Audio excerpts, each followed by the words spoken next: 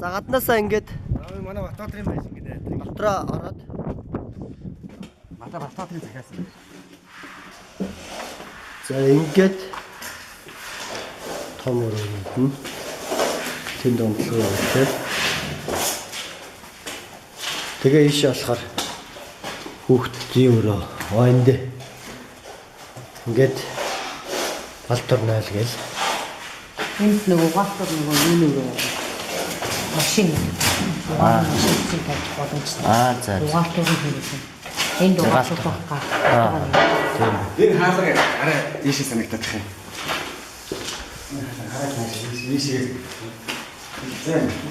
За ер нь л 88 м 88 гэдэг чинь 64 м квадрат. Тэгэхгүй. Тэгэл энэ чинь одоо зарим хүн 45 сая хийж байсан. Одоо нэмэгдэж байгаа хоо. Тэгвэл гадар шинэ